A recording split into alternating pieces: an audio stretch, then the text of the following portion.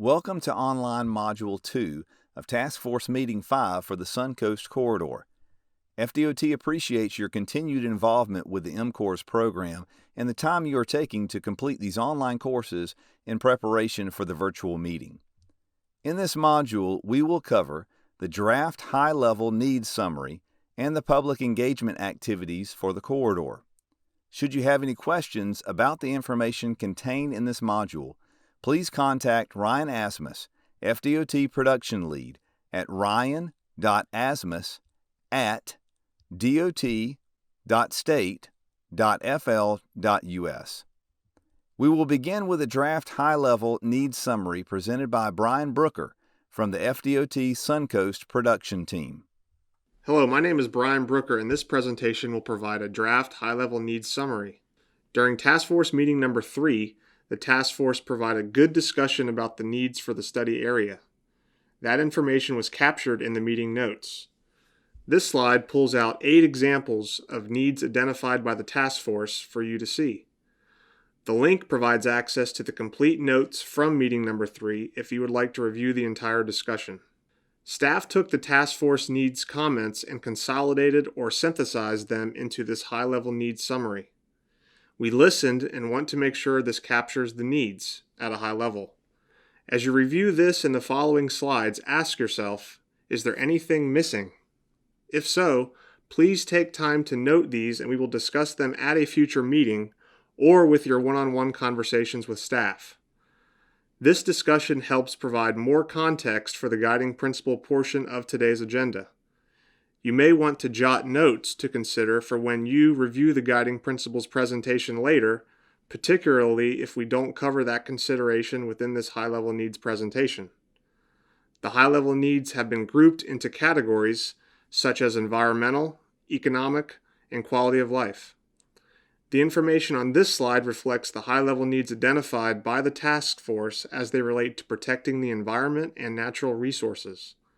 High-level needs identified for protecting the environment and natural resources include protecting endangered species, improving wildlife connectivity, protecting and enhancing conservation and agricultural lands, minimizing impacts and enhancing water resources, and prioritizing co-location to mitigate environmental impact.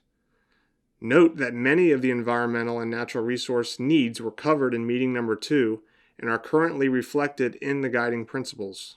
The information on this slide reflects the high-level needs identified by the task force as they relate to providing regional connectivity for wildlife and habitat, as well as transportation modes and with existing plans.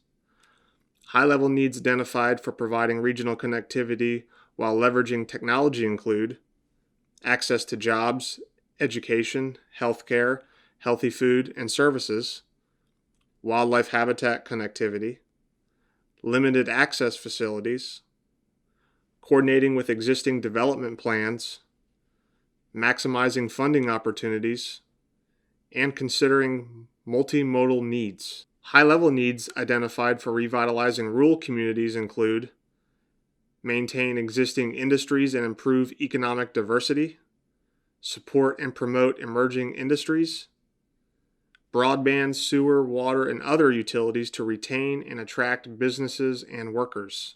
High-level needs identified for encouraging job creation include providing additional access to job opportunities, providing broadband enhancements to allow for remote or connected access, and job sustainability for the future of the local communities.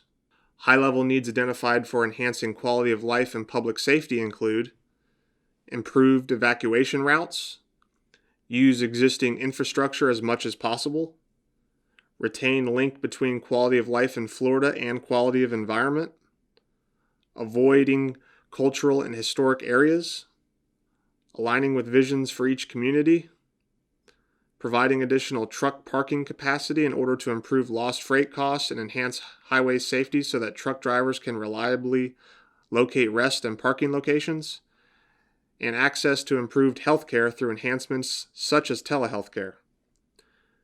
Remember, this presentation will be helpful for providing more context for the guiding principle presentation to be reviewed later. Now that you have reviewed this material, consider again, Is there anything missing?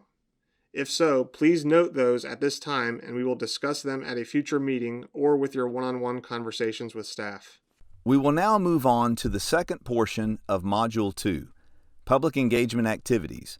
FDOT Chief Engineer Will Watts will provide this update. Engaging the public, obtaining feedback, and also providing updates to interested parties are a priority for the department. As promised, all public comments are being made available to task force members. In addition, the department has heard from the public and has taken advantage of providing input through various methods: email, website comments, traditional mail, task force public comment opportunities, and community open house meetings.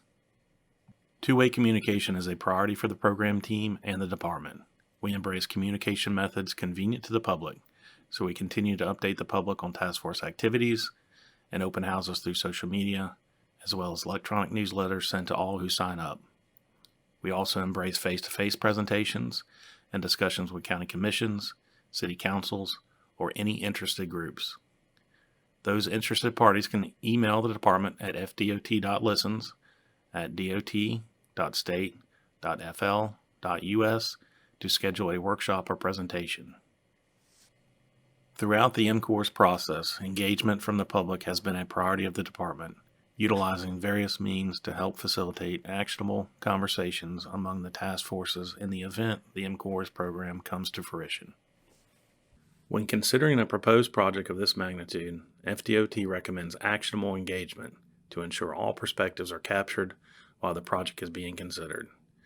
This means that in the event the proposed project meets both environmental and financial feasibility, all considerations are made at the outset of planning. A vital part of the MCORS effort has been to gather public comments and engage with the public in various ways, whether it be filling out comment cards during open houses and community presentations, giving public comment during task force meetings, or emailing the FDOT Listens inbox.